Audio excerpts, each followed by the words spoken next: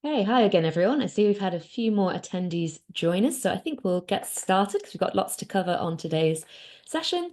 So welcome everyone. Really great to see you all and welcome back for our next training session. So as you'll know, we're here for the second of our two-part workshop on gender equality in capital markets. And as we start, as I said, feel free to introduce yourselves in the chat again. So we've got a packed schedule and we want to make sure that you have all the resources and information you need. So we'll get going. Thank you again to the Pakistan Stock Exchange for hosting us today in this collaborative training effort with the IFC, UN Women, Columbia University, and the Luxembourg government. So for those of you who might have missed our part one training session, you can find this on the SSE event webpage for this event, which we'll share with you in the chat as well throughout the session. This is also where you can find the handout materials from today's session, including those from the guest speakers and links to all of the resources that we discuss throughout the session as well.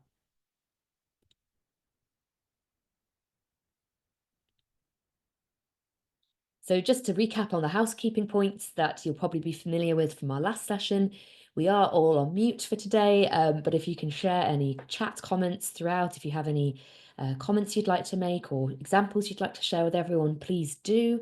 And please do use the Q&A box as well if you have any particular questions for us.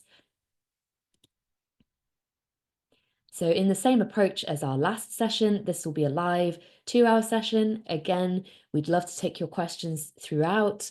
So please do ask those. Make sure you use the opportunity that we have lots of interesting speakers on the line to help you with those.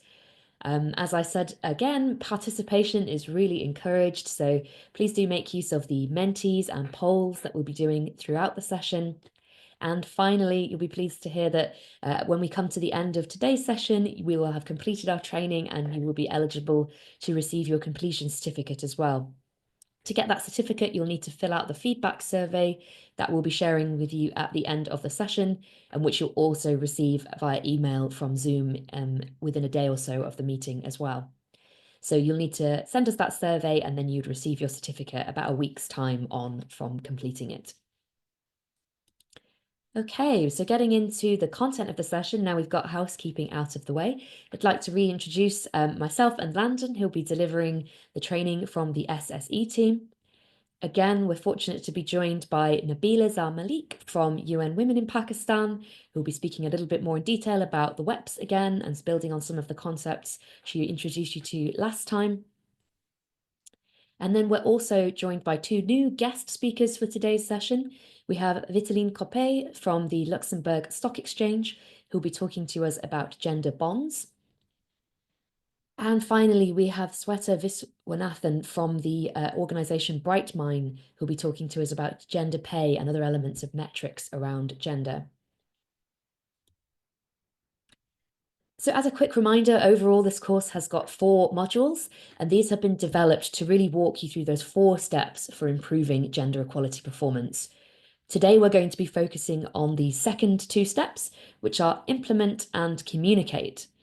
So this is really building off what we learned last lesson. So we're hopefully going to be able to build on this ongoing process. And of course, as I've mentioned there, it's really important to note that getting started on this and communicating your performance doesn't mean you're done.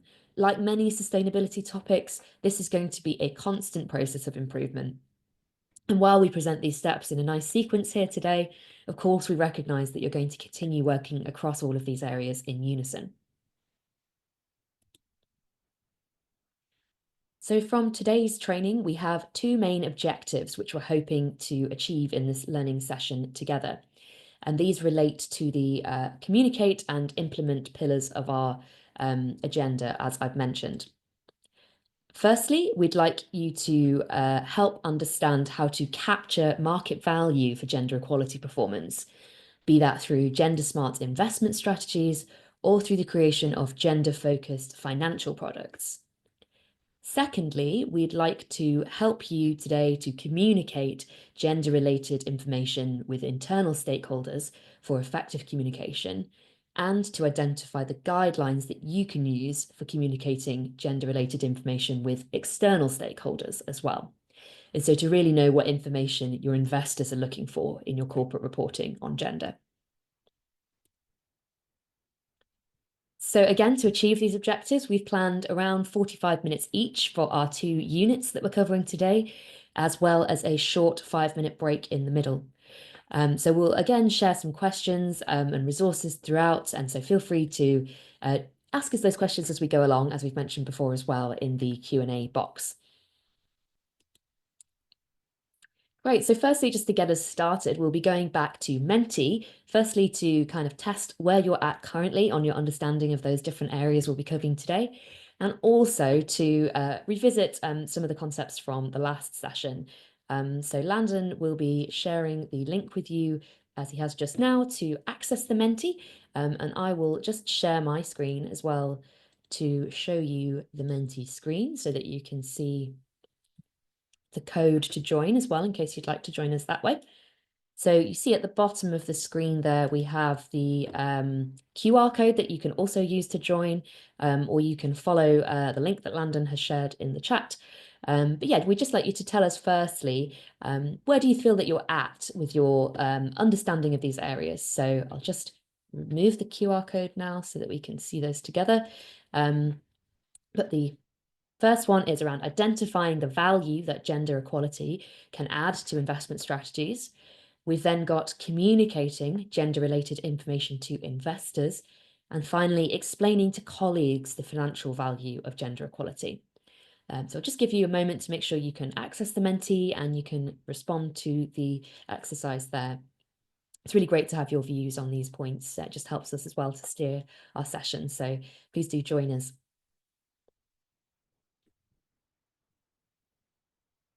Okay. See, we have 8 people in Menti so far, but I know we have many more than that in the session. So I would encourage everyone to find their way into Menti if you haven't done already, and I'll just give you a minute to do that. We'll be coming back to it again later in the session.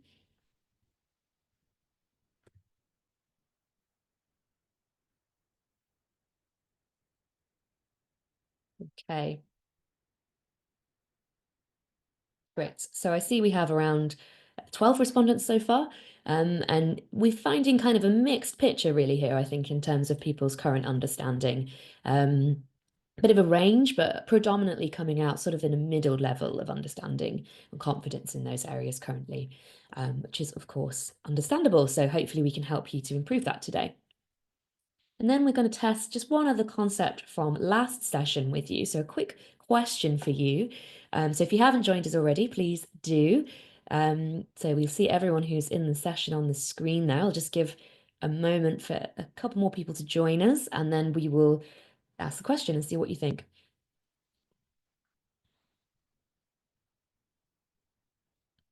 One more, maybe one more person. There we go. We'll go with that. So we've got a few of you there. So we'll get started with the question. So the question is the objective here equity or equality? And I'll give you, we've got the 30 seconds just for you to have a little think about that and to answer the question.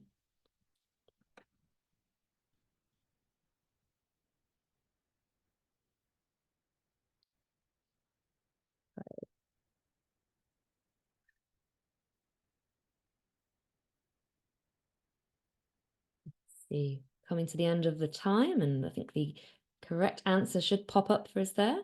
So yes, it looks like we had most of you getting that right. So 12 respondents selecting the correct answer, which was indeed equality, not necessarily equity. So we'll revisit now a little bit more around what we mean by equality exactly and why that is the focus. But yeah, great to get your views on that. So I'll just return to the slide presentation now and we can revisit those terms again.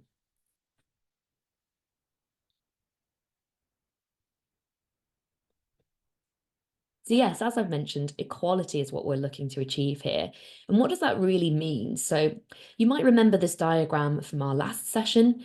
And here we're going to just put a quick reminder of what we discussed here and how this plays out in the boardroom. So diversity is ensuring that we have multiple identities represented, which can include sex, gender, culture, race or ethnicity, or also religion, age, disability, and many other factors. Diversity we see here is having a seat at the boardroom. Equity is about recognizing and reorganizing power distribution. So equity is being able to speak. So thinking of it as providing a microphone to those who might be quiet. And last but not least, we have inclusion. So that's around ensuring that every individual feels welcomed, give them equal opportunity to connect, belong, and grow, and to contribute to the organization and advance their careers, and ultimately to feel comfortable and authentic being themselves. So we can say that inclusion is like having interpretation or headsets that allow everyone to understand each other and feel welcome. So in short, if diversity is counting people, inclusion is making people count. And this, as a collective set of aspects, is what really contributes together to help us work towards the end goal of equality.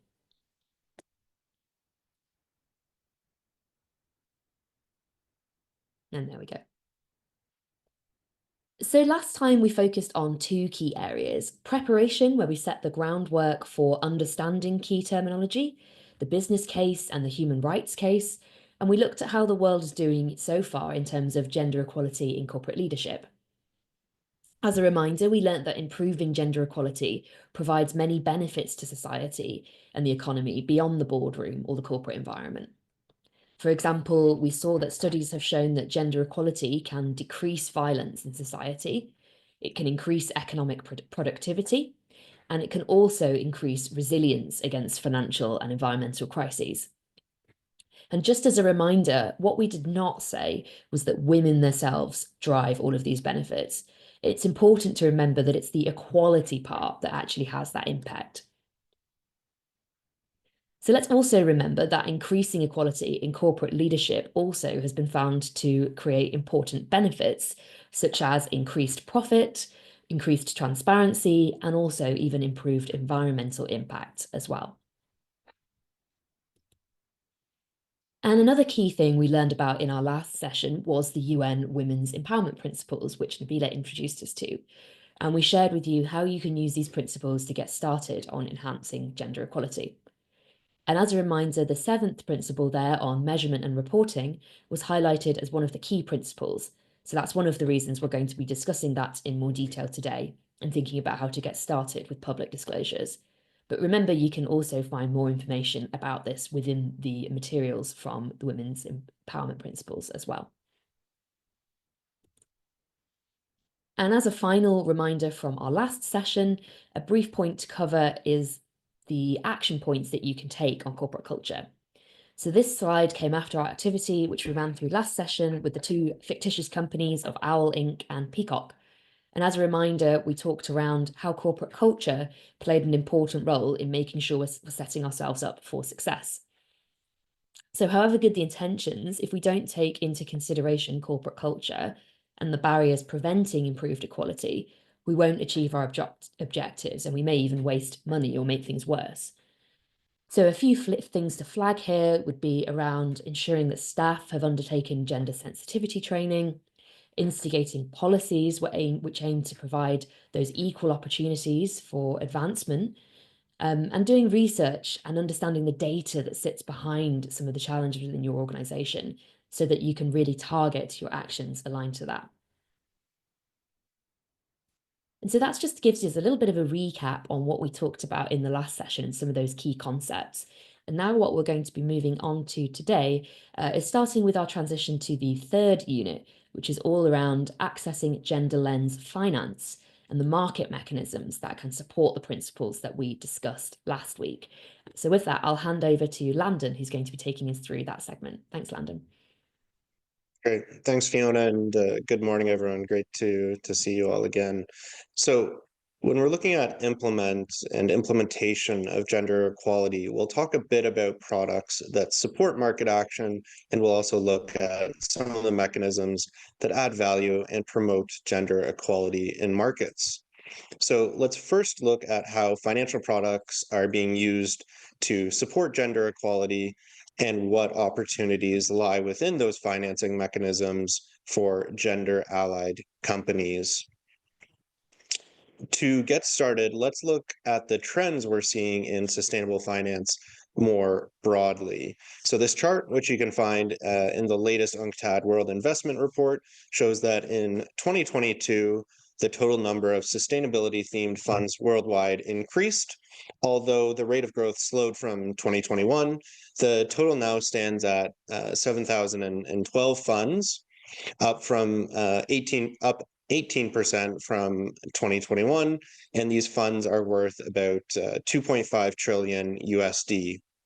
Now, you do see a small decrease in global net investment flows to sustainable funds in 2022, but it's important to also note this decline was a result of depressed asset values and investor withdrawals amid persistent market uncertainties, such as high inflation, rising interest rates, poor market returns, and the looming risk of a recession. As such, this growing trend of sustainable investing is still set to continue to increase. So it's just maybe a blip we see in 2021 versus 2022.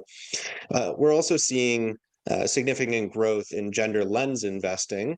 However, the data on gender lens investing is more difficult to measure, so we have less clear of an idea of the exact magnitude of funds that consider these factors. Well, we don't have enough time today to dive into this topic. We wanted to provide you with some extra slides in your handout on this, which of course we've already shared once or twice in the chat if you want to dive into that. So if you do want to look into it more, please review those slides after the workshop today. Now, naturally, you may be asking yourself, what exactly is gender lens investing? So let's take a moment to discuss this. So first, if you could share in the chat, what do you think gender lens investing is or means to you?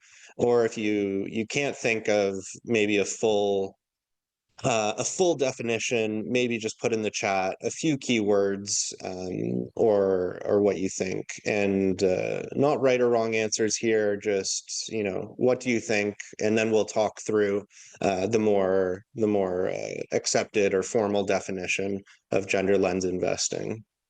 So if you can share in the chat, what is gender lens investing to you?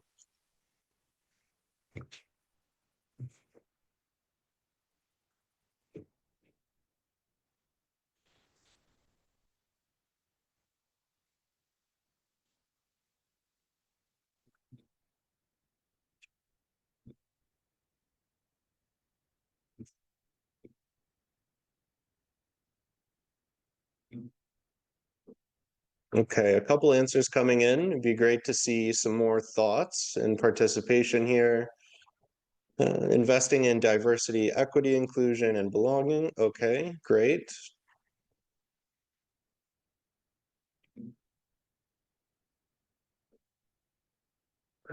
See investing towards diversity and equality, specifically in the workplace. Okay. Give a few more seconds. Would love to see a couple more answers come in, and then we'll discuss.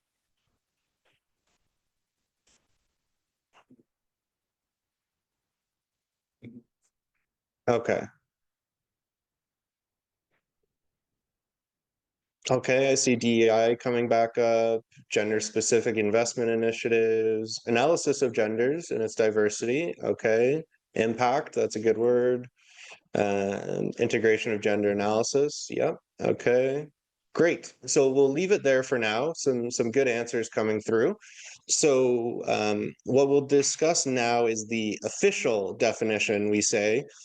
So the Global Impact Investing Network, or GIIN, defines gender lens investing as investment strategies applied to an allocation or to the entirety of an investment portfolio, which seeks to examine gender dynamics to better inform investment decisions and or intentionally and measurably address gender disparities. As the name gender lens investing makes clear, gender is a lens, a way of seeing that helps investor to highlight opportunity, illuminate risk, and understand strategy in a more nuanced way.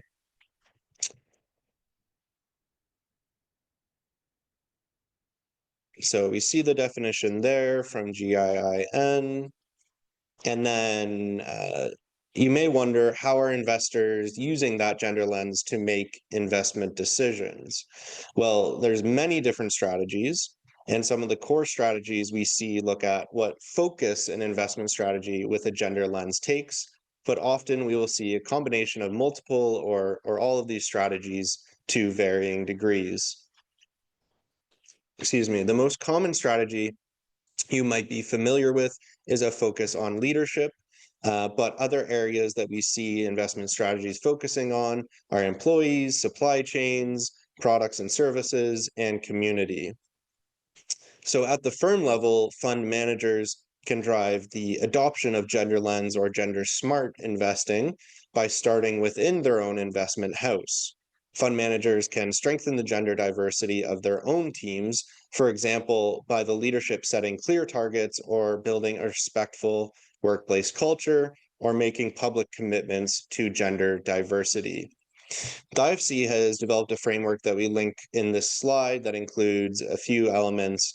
So designing a gender smart investment strategy, engaging, training, and rewarding people within the firm, enhancing or adapting investment processes and systems, and identifying and collaborating with partners and external stakeholders at the firm level. Now, at the portfolio level, fund managers can adopt strategies in both or origination and portfolio management. So these strategies enable fund managers to allocate capital to companies that are committed to these 5 key areas on your screen.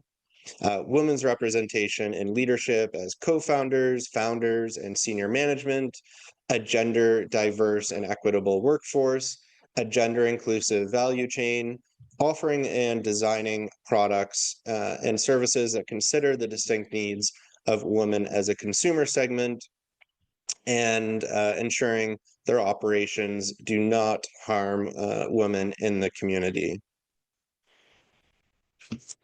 So the good news is that as the benefits of gender diversity have become more widely recognized, investor demand for gender smart investment opportunities has increased considerably.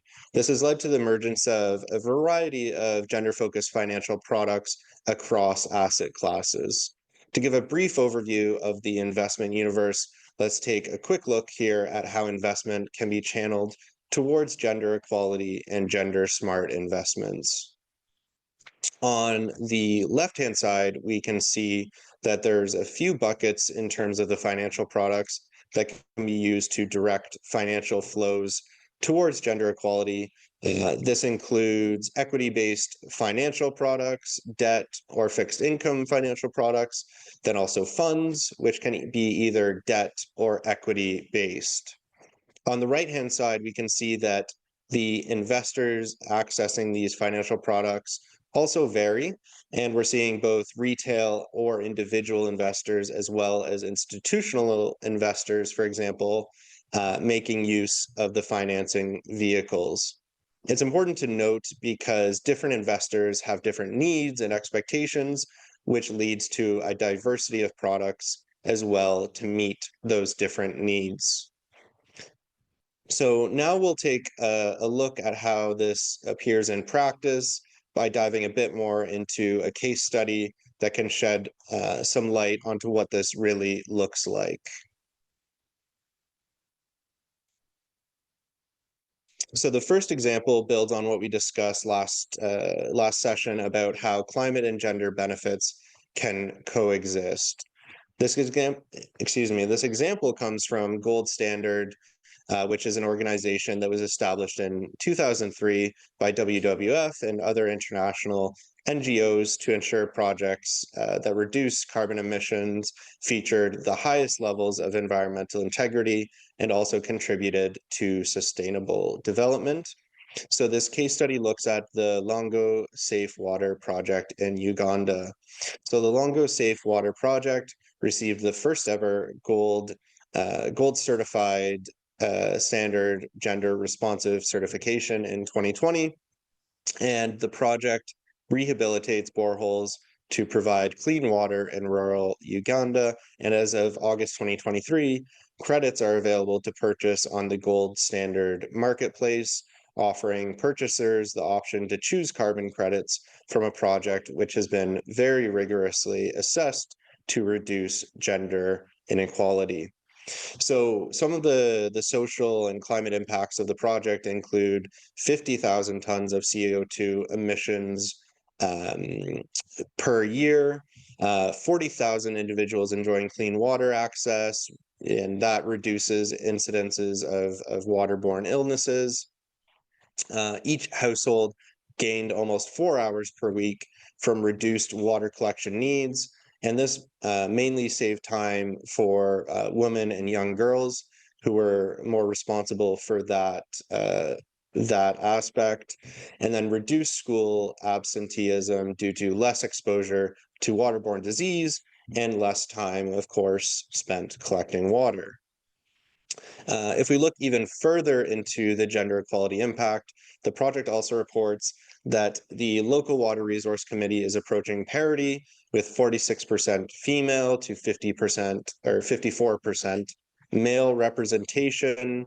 Reported incidents of domestic violence related to water collection have dropped to 0 compared to 35% prior to the project start. And 100% of the surveyed water users spend the time saved on domestic work, as well as income generating activities of 99% and social leisure activities of 94%. So all in all, some amazing impacts and amazing gender equality impacts. It's also important to note that Gold Standard, when certifying projects for carbon credits, have 2 levels of gender analysis. One is mandatory and one voluntary. From the mandatory side, all projects must achieve a gender sensitivity status. In addition, they have the option of becoming gender responsive, which requires a deeper analysis and setting gender-related goals and targets. Okay, so now I'm just checking our time to see if we do have enough time for another case study. Fiona, how are we doing? Okay, I'm getting the message to move on, which we'll do, but feel free to review in these slides or review the slides at your own time. There is one more example here on bonds, which you can review in your handout. This example comes from the IFC and their Banking on Women program. We really recommend checking out IFC's Banking on Women website, as they have a number of great examples and resources. But in the interest of time, let's keep going and dive a bit deeper into what exactly it means to list or invest in gender bonds. So I'll turn it back over to Fiona. Great, thanks, Landon. And as you mentioned, we also have Vitaline joining us from Lux SE as well, who'll be talking about an example from her side as well, which will hopefully help. But before we do that, we just want to have a little bit of a deeper look at what this type of gender bond is and what it can mean. So what exactly are gender bonds? So to get us started, I want to introduce broadly where the focus of these bonds sits, and then Vitaline will give us a bit more detail on this in a moment. But let's just cover the basics. So as you can see here, gender-focused bonds are a subset of bonds within the green, social and sustainable bond universe. So gender bonds are often not seen as a category of bonds in themselves at present, like we see with green bonds, but increasingly we're seeing bonds that have a gender focus, either by setting distinct KPIs related to gender or linking to projects that support or enhance gender equality. And what I want to highlight here is that we can also see a distinct overlapping with green bonds for climate and gender co-benefits, which of course we just heard about in the case study that Landon shared with us from the Gold Standard.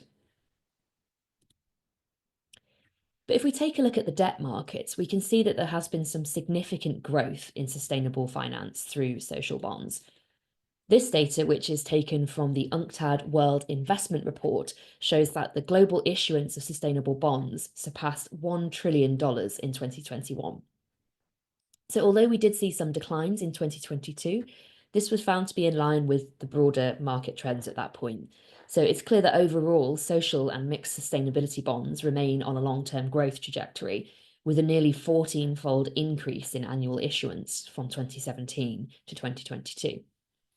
So whilst many of you are likely familiar with green bonds, it's important to notice that specifically since 2020, we've seen a growth in these social bonds and mixed sustainability bonds, which include bonds with gender-related objectives. So there are a number of guidelines that help us to determine what actually qualifies as a gender bond. And importantly, these guidelines are useful whether you're an issuer of such a bond or an investor looking at investing in bonds and contributing to real gender equality impacts. So you can see two examples of these on the screen. So we have the social bond principles, which provide guidelines for issuing social bonds, and the climate bond initiative's methodology, which helps to determine whether to include a bond in its social and sustainability bond database. So what I think is most important about these guidelines is that they help us to build trust in the market and ensure that social bonds are designed to achieve their intended positive outcomes. So it's not enough to just call something a gender-focused bond. We need to understand the intended impact and whether or not that impact is in fact being achieved. So to help us explore that topic a little bit further, I'm very pleased to introduce our guest speaker from the Luxembourg Stock Exchange, Vitaline Coppet, who is a Market Intelligence Manager with Lux SE. So thanks very much for joining us, Vitaline. So I'll hand over to you now for your presentation, which hopefully you should have screen control to share. I just want to also check as well, will I play the video after your presentation or before? If it's possible during the presentation or... Okay. Yeah, let me know when is the right point and I can share that. Okay, perfect. Let me try to share my slides.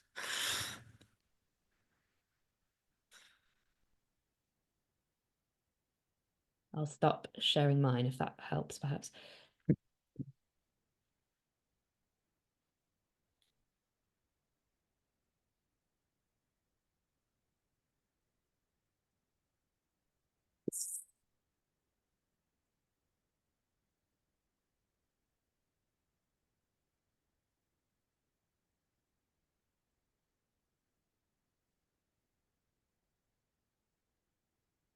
Let me know if you're able to see the slides.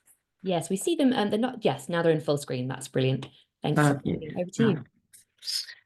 Thank you. So my name is Vitaline Coppet. I work at the Luxembourg Stock Exchange, and more precisely for the Luxembourg Green Exchange, which was at the time the first platform dedicated exclusively to sustainable finance, and we are still leading in that domain. We focus especially on bonds, and our mission is really at LGX to unlock sustainable finance. So in 2021, if I remember well, we partnered, so we signed a memorandum of understanding with UN Women to collaborate to promote gender-linked investing, especially focusing on bonds. We decided to work with UN Women as we recognize that much more effort is needed to achieve gender equality and that finance can play an important role. So what did we do concretely? So first, we started to identify or to flag what we call gender-focused bonds that are listed at Lux SE and displayed on LGX. So for that, we had to come up with a methodology that I'll explain later. And then we also wanted to provide a better understanding, more visibility to the market. So we also published a study 2 years ago that is available on our website. And we also partner with UN Women to write a series of case studies of gender-focused bond that is also available online. So where did we start it? We didn't start it from nowhere. There were actually already a guide for sustainable bonds. So together ICMA, IFC, and ICMA publish a guide to help facilitate the use of sustainable bonds to advance on gender equality and women empowerment. So in that guide, it is a very useful resource for issuers, but also for investors and the broader market. They really provide specific example of gender-related project and KPI that can be used by issuers. So what are gender-focused bonds? So this was already explained, but I'll give a bit more details on our methodology. So as you know, first, sustainable bonds can be either use of proceeds bonds or sustainability-linked bonds. So use of proceeds bonds are green, sustainable, and social bonds, and they will finance or refinance green also and or social projects. So for those bonds to be called gender-focused bonds, we will look in the issuer documentation whether they aim to finance gender-related projects. And we also check this at post-issuance. So I will give example later on. And then for sustainability-linked bonds, so those are bonds for which the issuer commits to achieve some sustainable bonds. Some sustainable objective. We will look whether some of those objectives are related to gender. And for this also, the issuer will commit to have either financial or structural mechanism in place if the target is achieved or not. So typically, if the issuer failed on its target, then a coupon step-up will apply. So this is very theoretical, so I will give you two really concrete examples. The first one for sustainability-linked bonds. We have here an issuer that is displayed on LGX, Equity, an investment firm that committed through its SLB to 3 targets, of which 2 are directly related to gender. So as you can see here, the second targets look at its investment team, and the issuer committed to increase the share of women in its investment team. So to have almost 1/3, so exactly 28% of women in the investment advisory professionals. And for the third KPI, it's also very interesting because they look at the firms in which they invest, so at the firms in their portfolio, and they have a target here for the number of independent women the number of independent board member that are women. So they aim here for 36% of them. So it's really interesting to see that they use those targets not only to look at what they do in their company, but also in the company they invest in, so the broader impact, let's say. And here, so we had an example on sustainability-linked bond. We have an example here on use of proceeds bonds. So more precisely, a social bonds that was issued by a commercial bank in Tanzania. And for this, we have a short video that will be played. So this is very interesting also to see that this issuance was really motivated by the fact that the issuer identified that women had difficulties to have access to loans and to financing in Tanzania. So yes, thank you for sharing the video.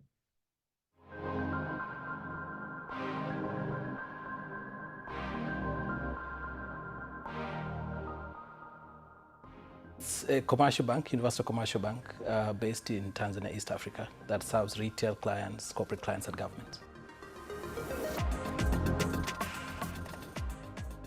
I'm the treasurer for the bank, so main responsibility really is around mobilizing funds, so liquidity management, foreign exchange risk management, interest risk management, and coordination, just to make sure that there's balance sheet optimization and as well as capital allocation. So our gender bond really is a use of proceeds bond, that we issued in line with the international capital markets principles under the social bonds framework that allows us to raise money from the public and finance, women-owned businesses or enterprises that are dominantly owned by women, or businesses whose products and services actually eventually, service the female.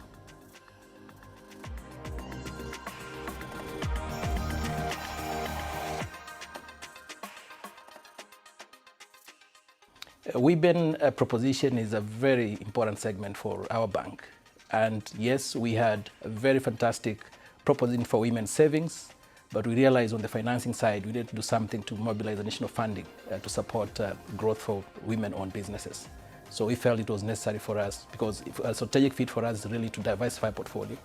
And given the risk profile of women as far as loans is concerned, we realized that the non-performing loans ratios are actually lower than that of male counterparts.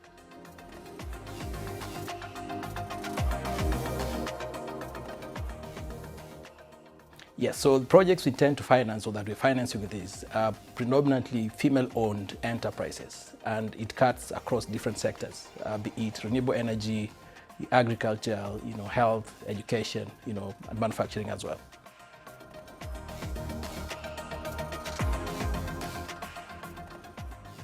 Obviously, it would be interesting that we measure the number of new loans that are issued to MSEs, so micro to medium and small enterprises women. But also it would be interesting for us, and we're doing that, to measure what impact that is having on their social and economic life. So how many jobs are created? Are they growing? Are they not? Are they expanding their businesses? I think those kind of metrics are very important, and it's part of our KPIs in ensuring that these funds actually put to the right use.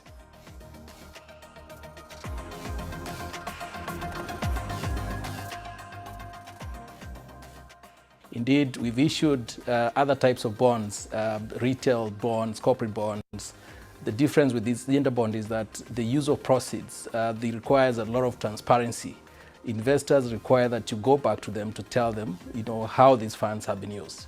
But in addition to that, it has to go in line with, the social bond principles, and in line with the international capital markets, principle on social bonds.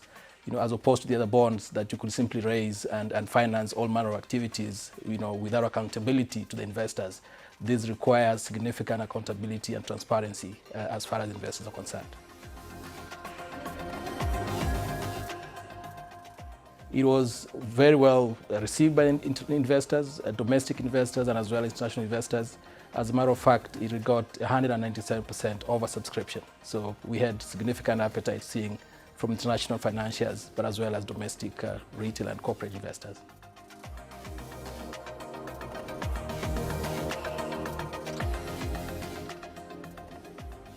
I think one obvious one was the misconception, that you have a gender bond in the market, financing women, and therefore there was a perception that perhaps the bond subscribers were meant to be female. And so it requires a lot of effort, marketing efforts, to ensure that the male counterparts actually understood that it's not just for female, but they could also invest to help advance female. So that was a key challenge for us. But the other one is obviously data quality, especially in some of these emerging markets, still remains to be an issue. So you need to capture the right data at onboarding stage becomes very important, because you really get to realize how critical that is when you're doing your impact measurement and reporting. But the other aspect is the opportunities are still huge. The financing gap for female generally is still quite huge, and that is why there's need for us perhaps also to consider scaling up, such insurances, going forward.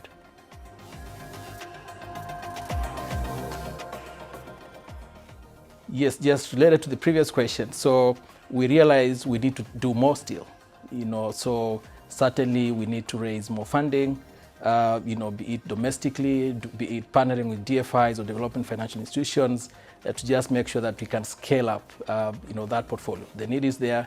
I think we need to answer a very critical question of affordability, which keeps coming up, and hopefully using things like guarantee schemes from some of these development financial institutions will enable us actually affordably extend credit to female entrepreneurs.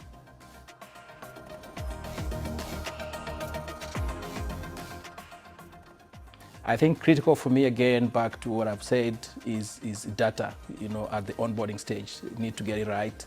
but at the same time, just ensuring that indeed you have a pipeline sufficient enough to be covered whatever amount of bonds you want to raise, because ultimately investors demand, that level of transparency and accountability to see that these bonds are actually put to the intended use.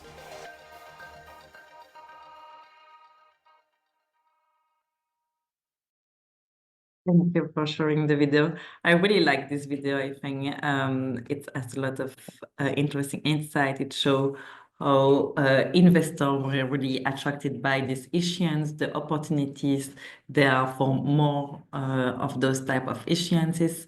It also really well explained the difficulty for women to have access to those loans, and the specific strategy that they had to put in place. And sometimes the communication, you have to clarify to indicate that it's open for all investors. So a lot of insight and encouraging comment here.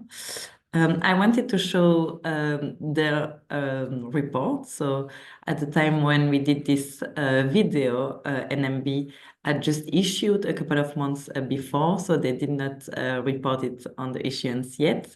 And it was said in interview that the data was a big challenge. But as you can see, they really provided in their report specific data on the loans that were provided to women and to women-led businesses, and also more impact, such as the job created. So I think it's very interesting to see that they managed to give transparency on the benefits of this issuance, and this is all public document that you can access, and that can be used really as a reference for potential issuers. And I wanted also to give the links and to indicate that all the study we did and further case studies are available also on LGX and UN Women websites. That is it for my intervention. Thanks a lot, and have a good rest of the training. Thank you so much, Vitaline, for that great insight. I think, as you mentioned, that's a super helpful insight into some of those practicalities about how to help people understand this and communicate it. So we really appreciate you sharing that example. Okay, brilliant. So with that example from Vitaline, we'll be moving on now to wrap up this unit a little bit and talk a little bit more about how we see gender equity or equality themed products being promoted in the market more generally. So at the UN SSE, we did an assessment of how exchanges are working with their markets to enhance gender equality as part of guidance that we produced for exchanges on this topic. And we found that there are two main ways that markets are promoting gender equality.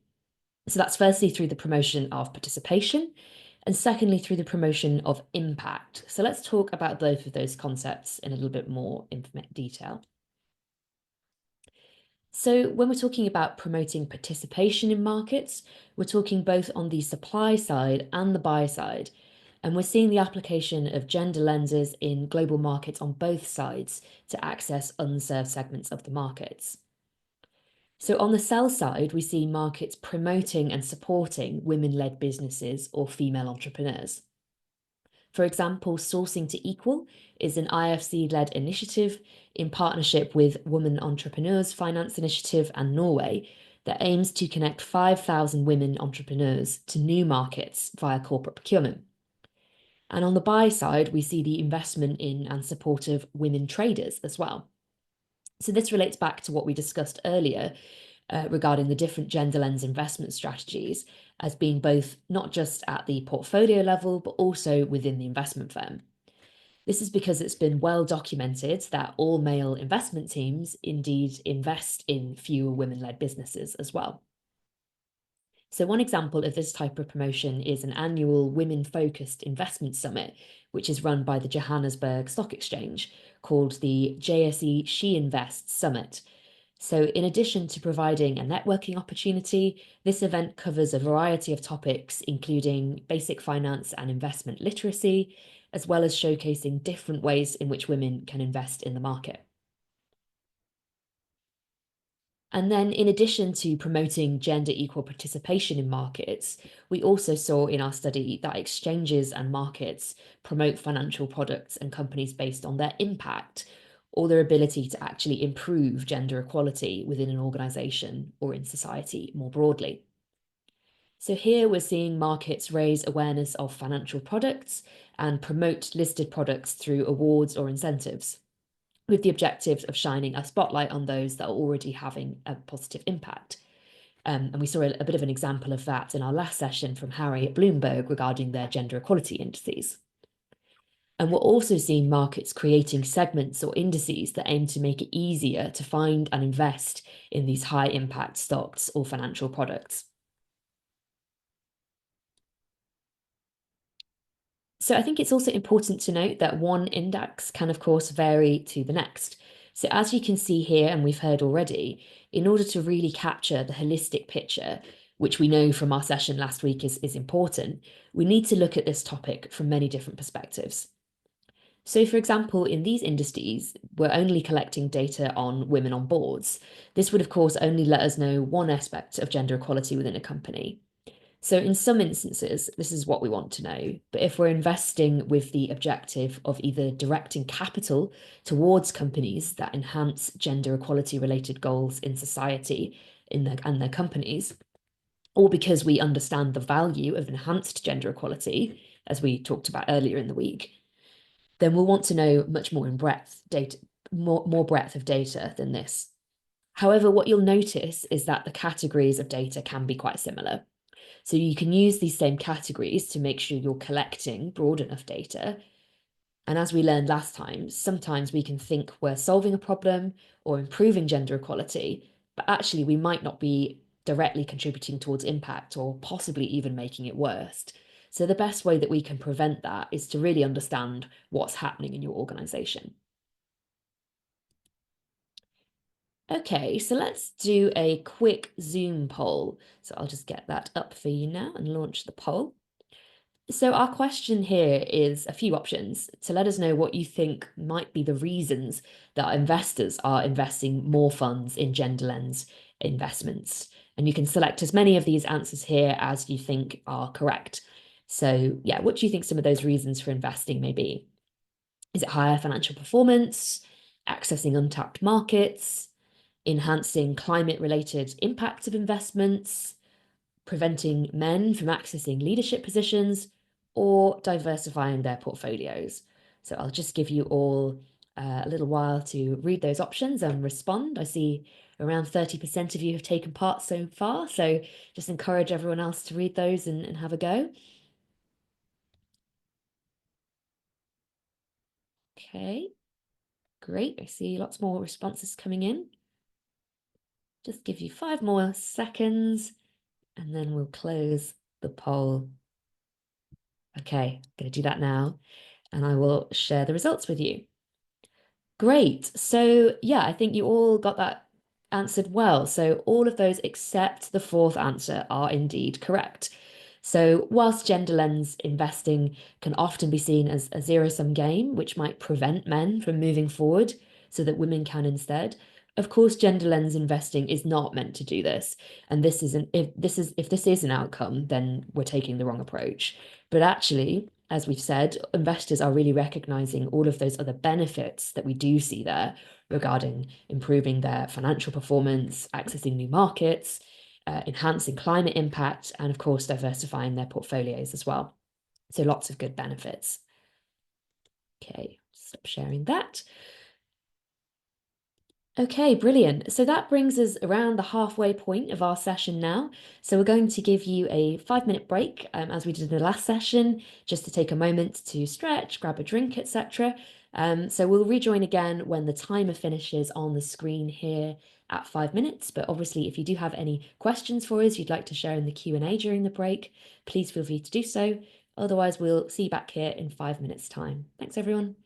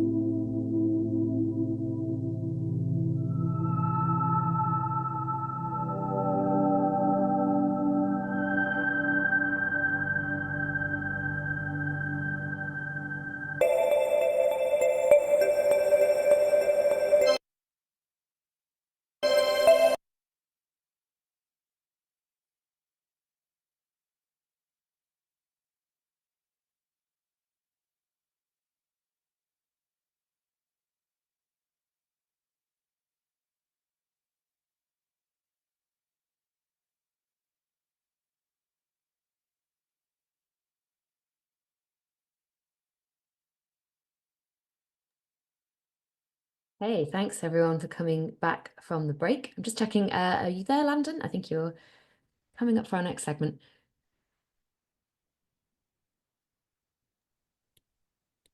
Okay. Oh, sorry, we do have Hi. Landon. Sorry about that, folks. I am here. I guess I took a little too long getting my tea, so give me 1 second here, and we'll get started. Just a few seconds, please. Okay.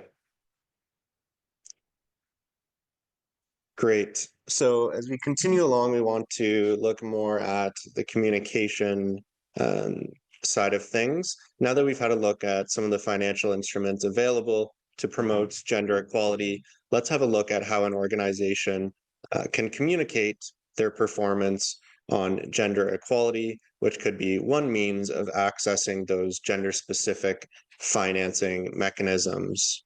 However, this is not only important for communicating with investors on your impact, but also internal communication is key to ensure that culture change that we've repeated, that Fiona has highlighted so many times previously, is a necessary aspect of performance so that this actually takes place. So now our final unit of the training has two main sections. We'll talk about both communication and transparency within an organization among its employees, as well as with external stakeholders. To start with, we'll look at internal effective internal communication.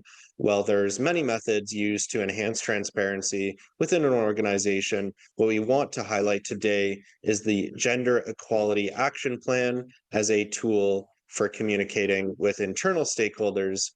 Now, to guide us on this, we have an expert, our colleague at UN Women, Nabila, who is head of partnerships and communications, and I'll turn it over to her to discuss how the WEPs can be used in action for this purpose. So, Nabila, I'll leave it to you to take away. Thank you.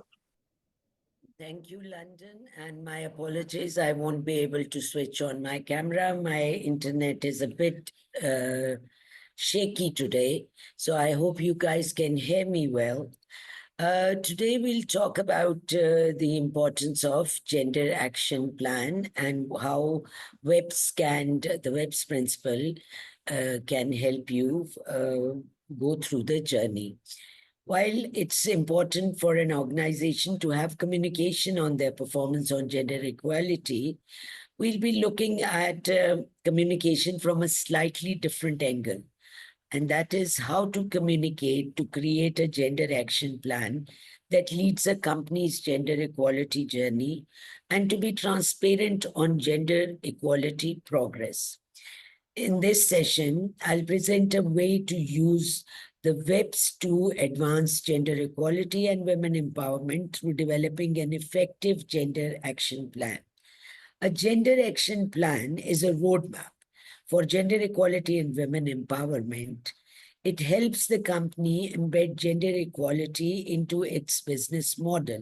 That includes strategies, systems, governance, and almost everything, and contains a compilation of goals, indicators, and targets.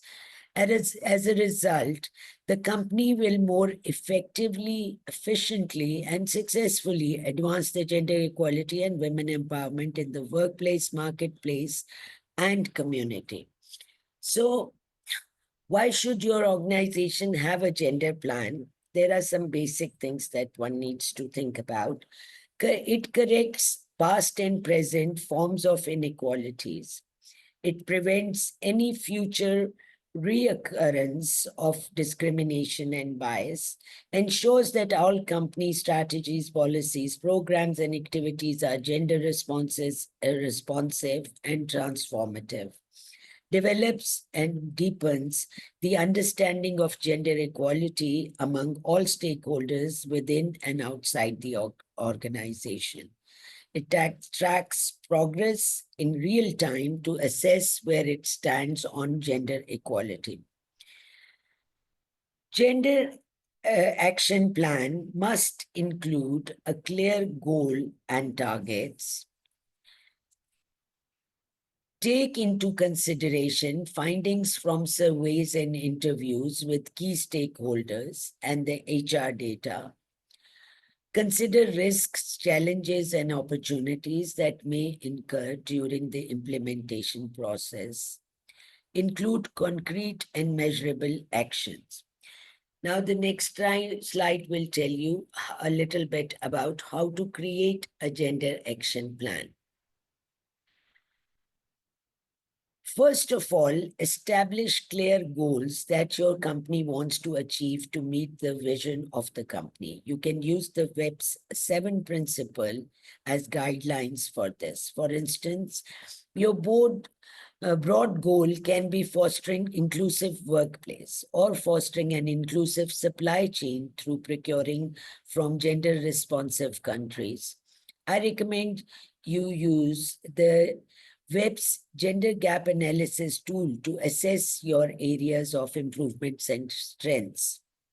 Second, create measures and activities that will be implemented to reach the goals you set at the first stage. Again, the WEB's journey and resources provide clear steps for you to proceed. Third, when you have goals and activities, you should set a baseline to monitor progress. For instance, if your goal is to foster an inclusive workplace, what are your current recruitment policies, such as do you use gender-sensitive or gender-neutral job titles? In your job postings, do you ensure that all text is gender inclusive and does not have bias in favor of one gender? If your goal is to foster an inclusive supply chain with gender responsive companies, what does your current procurement policy look like? Do you procure from gender responsive companies, from women-owned businesses?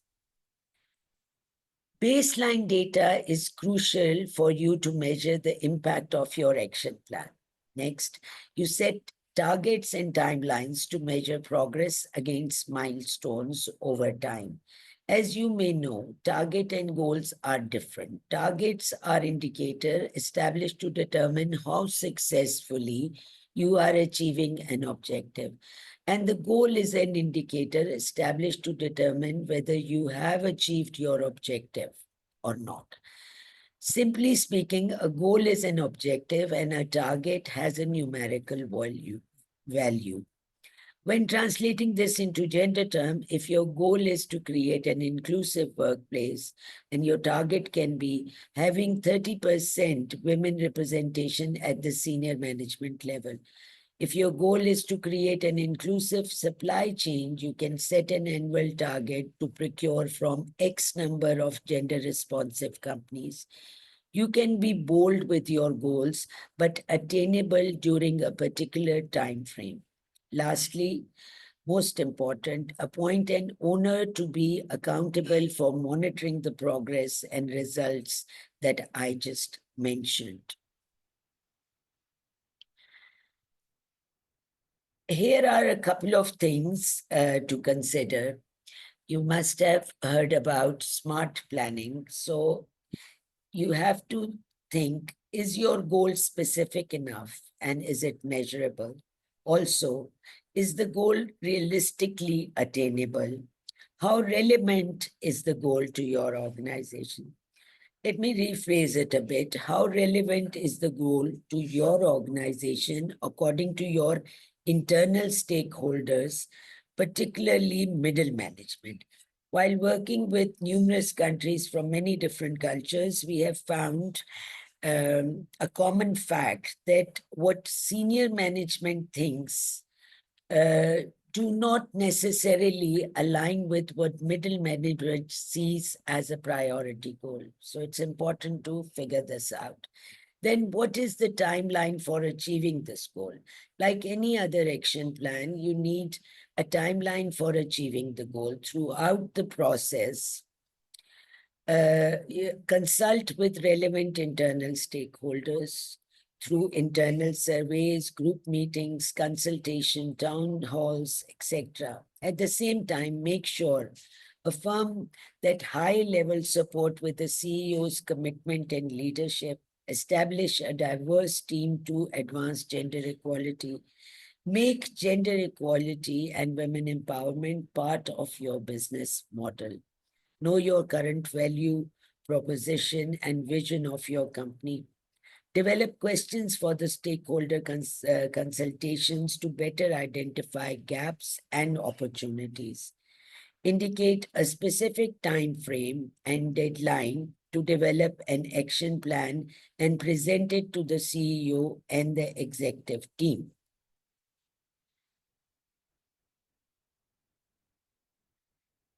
I want to emphasize one thing from this slide: internal consultation and internal communication. Seeking organization-wide buy-in are key for creating a gender action plan. When you are creating a goal that is specific, it should be decided upon consultation with internal stakeholder. Internal communication also plays an important role when your gender action plan is ready to be rolled out and is being rolled out. It's important to communicate regularly to all employees and stakeholders to ensure that they are aware of the action plan, related activities and progress and results generated.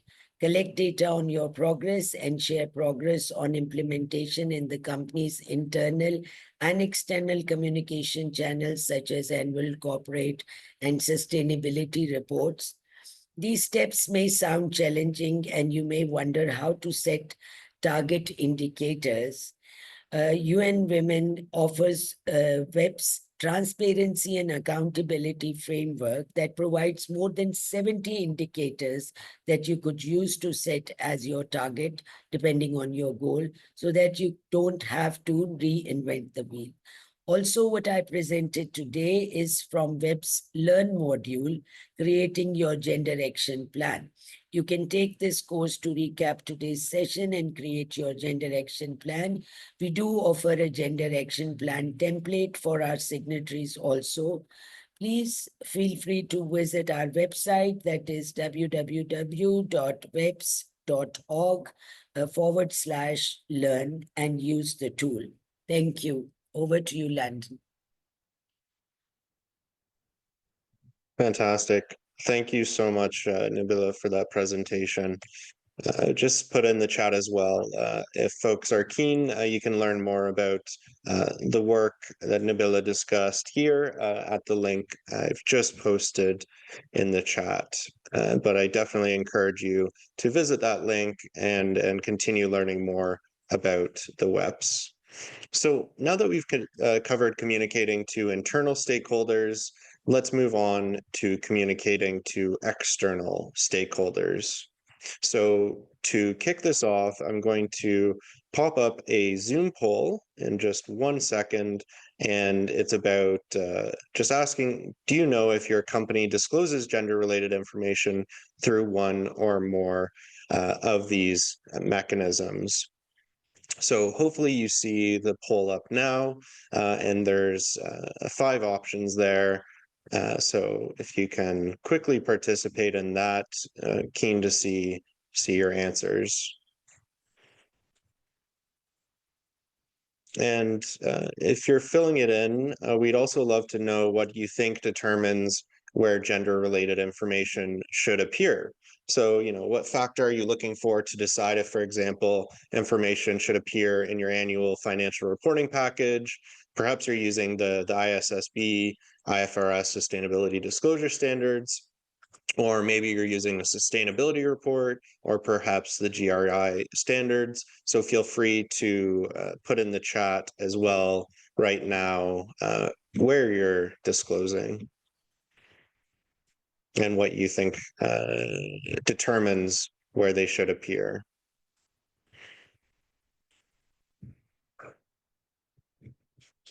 Okay, I'm going to end the poll there. It looks like we got some good participation. Okay, more answers coming in. I'll give you a few more seconds. Okay, I'll end the poll there and share the results. So we see a lot of folks with companies disclosing gender-related information with CSR, ESG, or sustainability reports. That's the bulk. And then in a very close second is the annual financial report.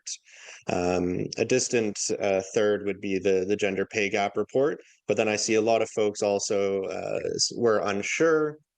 If you're unsure, I definitely recommend you checking in and seeing where it is disclosed, and then none of the above.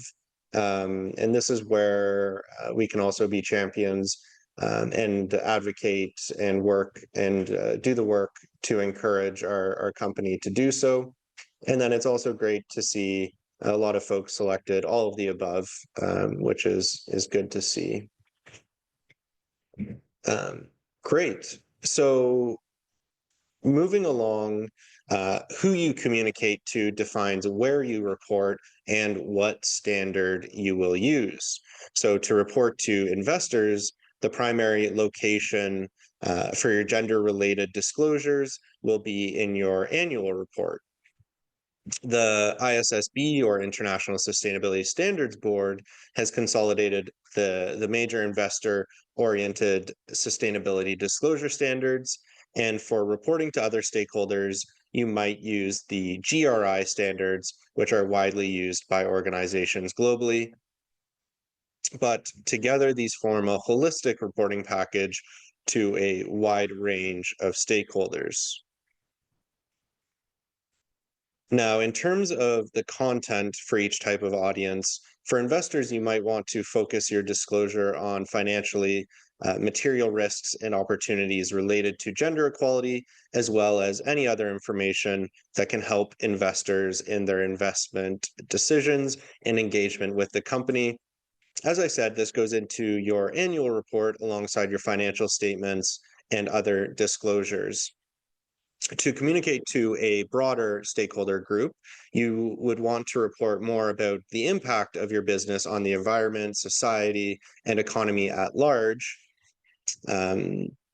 So this will be more in line with what they want to know there. At the same time, this information will also be useful to some of your investors and will support the information you reported in your annual financial report. Looking at ISSB standards, when reporting to investors in that financial or annual financial report, the IFRS Sustainability Disclosure Standards requires organizations to disclose 4 broad areas, which you may already recognize if you're familiar with the recommendations of the Task Force on Climate-Related Financial Disclosures, also known as TCFD. The ISSB S1 standard requires an entity to disclose information about all sustainability-related risks and opportunities that could reasonably be expected to affect the entity's cash flows, its access to finance, or cost of capital over the short, medium, or long term. Well, the ISSB doesn't yet provide specific metrics or disclosure requirements on gender equality. It does highlight that companies should make use of the SASB standards and GRI standards to identify appropriate disclosures for sustainability-related risks and opportunities. As mentioned, when looking at multi-stakeholder reporter, we went through GRI standards and identified those that mostly directly address gender equality in the hopes of helping you know where to find guidance on gender equality disclosures for your sustainability reports. So gender-related disclosures are part of disclosures on employees, governance structure and composition, policy commitments, and approach to stakeholder engagement. And you can see the references to the particular sections of the GRI 2 standards on the slide here, which I mentioned, and you'll be able to find further information on these disclosures. So some of you may have heard of GRI 400. So GRI is currently under a transition to the new modular standards, but we can also take some guidelines from the previous 2016 standards. Although the sectoral and topical standards are still being updated, they still have a lot of value to them. So if you look at the reporting requirements for both GRI 405, which is the diversity and equal opportunity, and GRI 406, which is on non-discrimination, we see a few additional guidelines on disclosure of gender-related information. And in both of these guidelines, it's recommended that the reporting organization shall report its management approach for diversity and equal opportunity using GRI 103 management approach. GRI 202-1 also requires you to disclose ratios of standard entry-level wage by gender compared to the local minimum wage. Now that we've looked at the standards, we want to provide a few real-world examples to see what this looks like in practice. These examples are just excerpts from actual reports, so they only present a piece of the complete picture, but these are good examples of current practice, and we're not passing judgment on them as to whether they're good or bad practices. They're just helpful examples of the current practice. So first, we'll look at this governance disclosure from the annual report of Airtel, which is a Nigerian telecommunications company. So in line with the IFRS Sustainability Disclosure Standards requirement, they reported about the processes they use to monitor, manage, and oversee their sustainability-related performance. They noted that non-financial performance KPIs linked to the sustainability strategy include gender diversity. They also note that these KPIs are linked to the board's remuneration, which I think is a strong incentive to take this seriously. The next example on disclosure is strategy. So strategy disclosures aim to help the readers of your report to understand your strategy for managing sustainability-related risks and opportunities. So here we see the latest annual report of Astra International, an Indonesian conglomerate. Astra outlines the importance of the diversity of its employees to its success. Importantly, this statement is then backed up by a roadmap and other actions to manage the opportunity they see through a gender diverse workforce. In other parts of the report, Astra goes into further details about how the company is implementing this, for example, through programs to make the workplace more suitable for women and through a women development program which prepares women leaders for higher positions. Interestingly, they say that human capital development in 2022 covers 3 focus areas, which are to build an agile organization, develop passionate and energetic leaders so as to be able to navigate the organization in facing business challenges, as well as carry out the culture of continuous improvement and innovation to maintain Astra's relevancy in the era of disruptions. In other words, Astra stated that a more diverse and gender equal business can help to maintain the company's relevancy in an era of disruptions. So this is an interesting insight into their strategic approach to gender equality. For an example of risk management disclosures, we'll take a look at Coca-Cola HBC's annual report. As a reminder, risk management disclosures are intended to help the reader of the report understand processes to identify, assess, prioritize, and monitor sustainability-related risks and opportunities.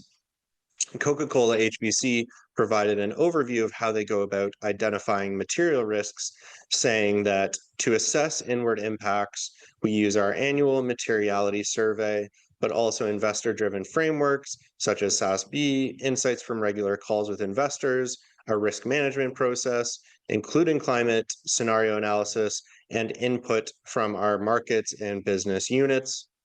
They also assessed their outward impacts in this matrix, which you see on the left-hand side on the horizontal axis.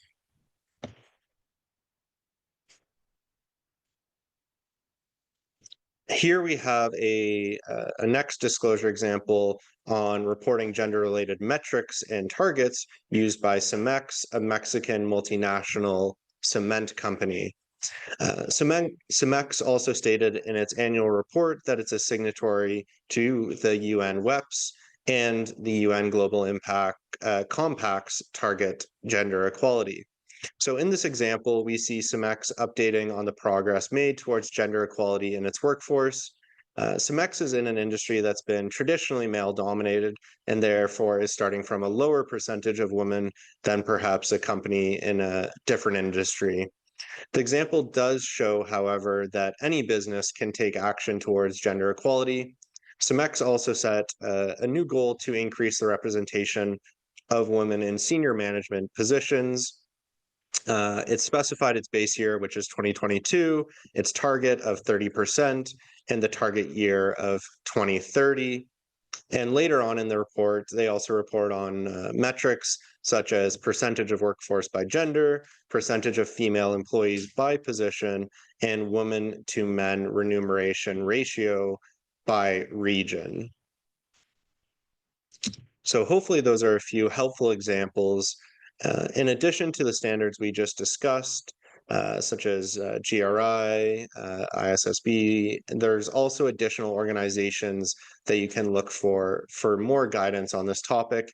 And this is something the UNSSE will be releasing a report on soon as well.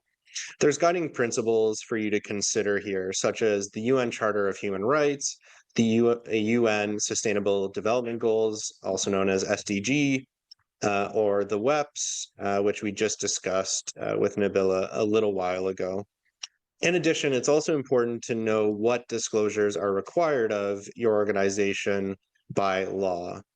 Beyond this, there's also a number of rankings or benchmarks to consider, such as those of the World Benchmarking Alliance. There's also many indices and rating agencies that take into account the social performance of companies, such as the Bloomberg Gender Equality Index that we heard about from Harry previously in the last session. Finally, there are management standards that your organization may wish to adopt, which can help enhance your organization's performance on gender. You can have a look, for example, at the ISO 26000 guidance on social responsibility, and gender equality is also present in many other ISO standards. There's also the SDG impact standards, which are management practice standards designed to guide businesses and investors to embed sustainability into their decision-making approach. So I mentioned a bit about pay ratios between women and men, and that has come up a couple of times, but we're fortunate to have with us Sweta from Brightmind to help us learn a bit more about this topic. So with that, I'll turn it over to Sweta. Thank you so much for joining us, and the floor is yours. Thank you, Landon. Can you hear me clearly? Yes, we can hear you well. Okay, perfect. I'm going to keep my camera off today. Sorry, my network is quite bad as well, so I don't want any interruptions. Let me see if I have the option to share my screen, Landon. I think it might help if you stop sharing. 1 second, we'll work on that.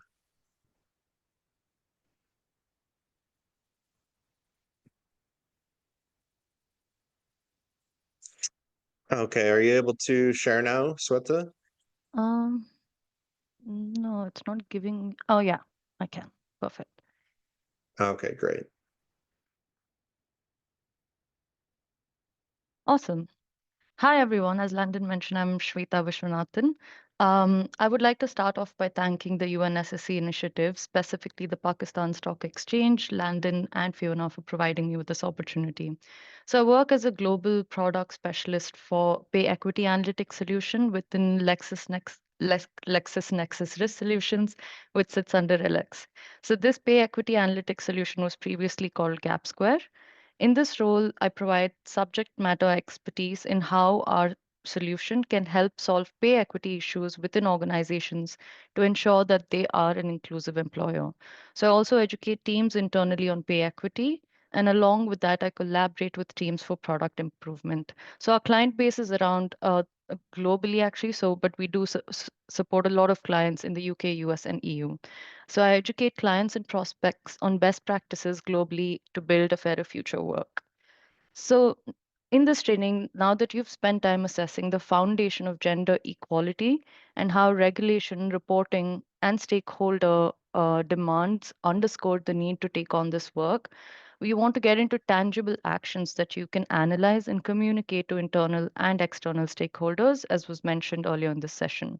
So, you can think about driving progress around pay equity, which, as discussed previously, is the mean to achieve broader gender equality.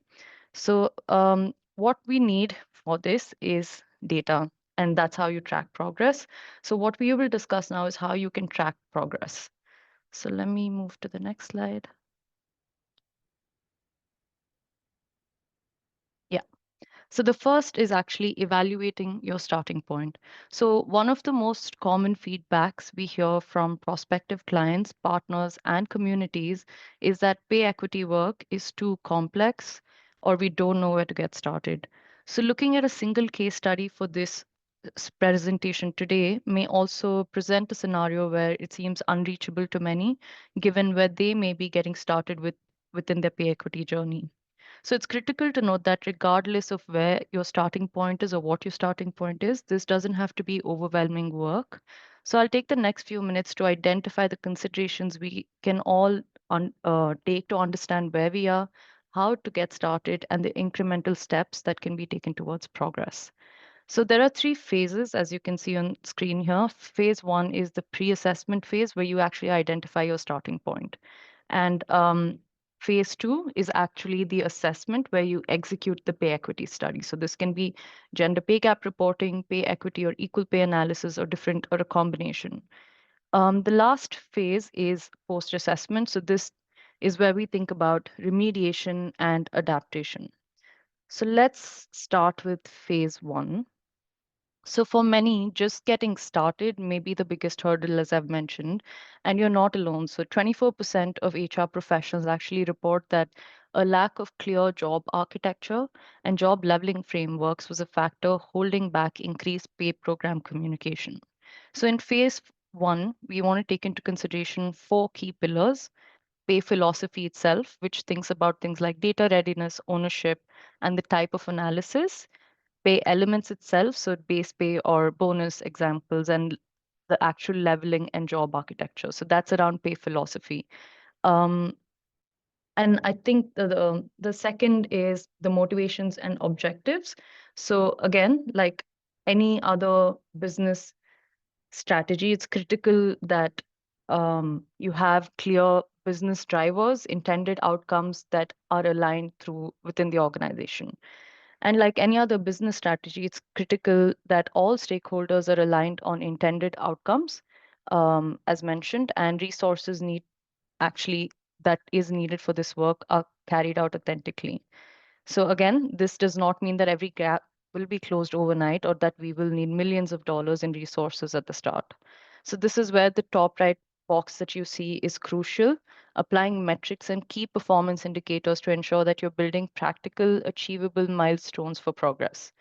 So metrics again in this stage could include defining a clear timeline, clear owners, and ensuring compliance and regulatory needs and resource allocation. So we should be aware, however, to ensure that it does not become a tick box exercise where these metrics are reported for the sake of reporting, but rather identify and evaluate the outcomes of these metrics to have a positive impact on the workforce. So that's phase one. Now, phase two is the actual assessment. So this is where, again, an interesting start before we begin is that 55% of business leaders across the US and UK say that the complexity of pay equity analysis serves as their top barrier. So thankfully, this is where a number of tools and technologies, Brightmind Pay Equity Analytics is one example, committed to increasing efficiencies, removing room for human error and dependency on unreliable spreadsheets. This will help inform methodology and analysis components so your teams can actually focus on truly understanding the key drivers of gaps within the organization. So this root cause analysis will then help inform the prioritization of manageable incremental steps as we have spoken about. Again, an important piece here is the metrics. So having determining gap ranges and goals, remediation timelines, gap intervals for risk employees, and compliance and reporting requirements. So when you're actually thinking about the assessment, having clear metrics for that is crucial. So this is phase 2. Now, phase 3 is the post-assessment phase. So lastly, like when we're thinking about post-assessment, which is actual implementation, it's about sustaining and scaling progress. So as I've mentioned already, pay equity work should not be treated as one and done exercise. Post-assessment, aside from immediate need for remediation, it's critical to ensure that you address potential root causes of pay gaps by enhancing policies and procedures to ensure inclusive culture that addresses the individual needs of employees. So similar to what Nabila mentioned about the difference of opinion between management and employees, research actually suggests that employees report only a third of the managers, 35% have effective conversations with their teams, and nearly a quarter, 22%, do not have conversations with their team at all. And those of few that do, 20% of these discussions are ineffective or very ineffective. So there's a lot organizations can do to improve this. So having a clear understanding of pay making decisions not only helps inform pay equity strategies, but it also helps arm managers with the data and information needed to communicate effectively with their employees. This sustain and scale pillar, the fourth one that you see on screen here, is arguably the most critical one. As already said, it can't be treated as one and done exercise because any sort of reporting or analysis, pay equity analysis, is an ongoing exercise which needs to be tracked and reassessed at regular intervals. So it's important to understand that progress is a journey. Getting started is the most important piece, irrespective of where you are, and so perfection should not act as the enemy of good. In terms of the metrics here, again, thinking about immediate remediation needs, but actually then tracking the efficacy of policy changes. Let me take a step back, making efficient policy changes and then tracking that, addressing representation goals, and then the progress of close gaps over time. So these are some of the key metrics in this phase. I think that's everything what I wanted to cover today. I hope it has provided you an overview of how pay equity work looks like for organizations undertaking this work. Please feel free to reach out to me if you have any questions or would like to discuss further. Thanks again for all the participants for attending this training and all the facilitators for an informative session. Back to you, Langdon. Fantastic. Thank you so much, Sweta. And I think we have a few minutes, so I'd love to just ask you an additional question or two as an expert on the line. So I was wondering if you could, Sweta, speak to how this relates to the broader diversity conversation. You know, as we discussed in our last session, there's many aspects that are interrelated with gender, age, race, poverty level, etc. So how does Brightmind make sense of all these interrelated issues in your work? That's a great question, actually. So we broadly refer to this as intersectionality analysis, where you analyze multiple layers of diversity simultaneously. So we can look at race or ethnicity along with gender, disability status with gender, or any other protected characteristic related to each other. So this helps our clients have a clearer understanding of their pay equity issues and is truly multi-layered and quite complex, I would say. The key thing to consider here is the data collection piece, which falls under phase 1, so the pre-assessment phase. Most organizations have reduced disclosure rates for other protected characteristics such as race, age, socioeconomic backgrounds. So we keep encouraging our clients actually to be more transparent about their goals for collecting personal information and provide regular updates to employees so that they feel more comfortable sharing their data. Oh, you're on mute, Landon. Thank you. It's bound to happen sometimes. So I'm curious, as you mentioned with the data, what has been the most surprising finding you've had or seen when analyzing pay gap data for companies and trying to identifying that perhaps that underlying cause or root cause of the issue? Yeah, so I think actually the most surprising finding is the interconnectedness of pay gaps and representation movement. So we see that most success comes when companies not only focus on pay gaps, but also the representation gap to see how the movement of diverse talent may actually be influencing pay differences. And a lot of organizations are yet to sort of realize this.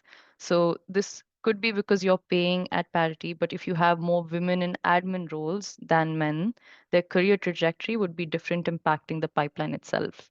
So this is, and it happens in different ways in different industries, but I think this is the most surprising find. Yeah. Okay, that's very interesting. So thank you so much, Sweta, for your time and for as well answering a few questions here. So as we start to wrap up today's session, I'm going to put the Menti back up. I'm going to re-share the link in case you don't have it handy. And we want to ask a bit more about what you learned from our time together last session and today.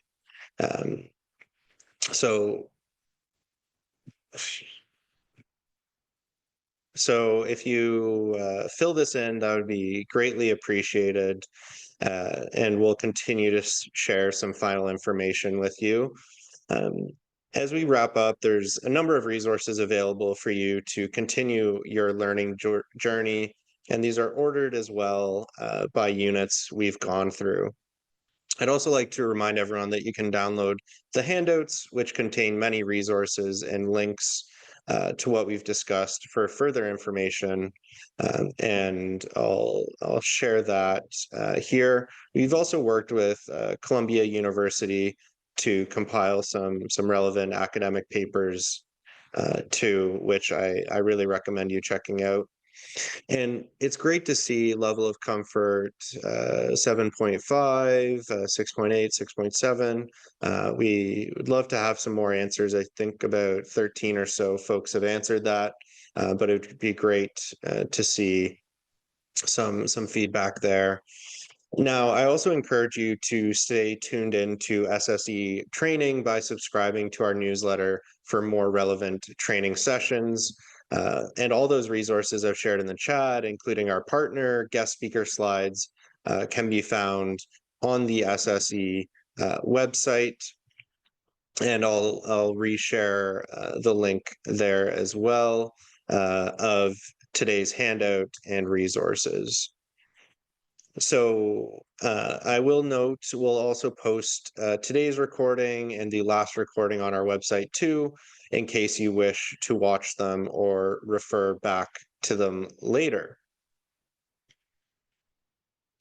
So quickly show the resources. You can see Unit 1, Unit 2, Unit 3, and of course Unit 4.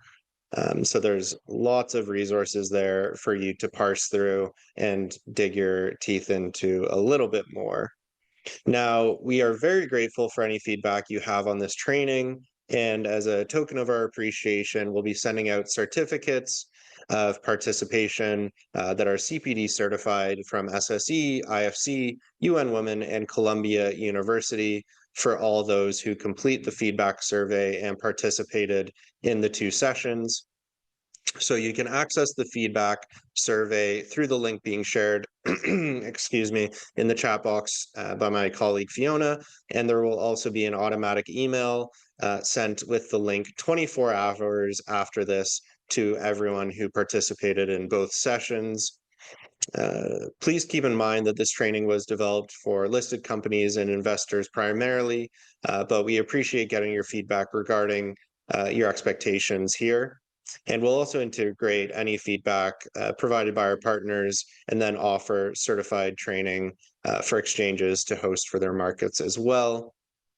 Now, I will note just in terms of the certificates, please allow us 4 or 5 days to send those out, 4 or 5 working days. They will come, so please don't stress. If you complete the feedback survey, give us a week to fill those out or to get those back out to you, as there are a lot of participants. So yeah, please give us some time before asking if your certificate is missing. As well, I will note, please, if you don't see your certificate in your inbox after 1 week, please check your spam folder. Sometimes they go there, or check with IT, because sometimes there's a firewall or something blocking it. But if you fill out this feedback survey, should be no issues in getting that certificate. Now, I want to say a big thank you, or sorry, first I'll show some contact information. There's our SSE email, the IFC email, and the UN Women email, and you can refer to the guest speaker slides for their contact details. I want to say a big thank you to Vitaline Copé for their time from the Luxembourg Stock Exchange and for talking through the gender bonds issue with us. I also want to say a big thank you to Sweta from Brightmine for another interesting conversation about gender pay gap data. Always interesting. So thank you both. And a quick thank you as well to Nabila for joining us and speaking.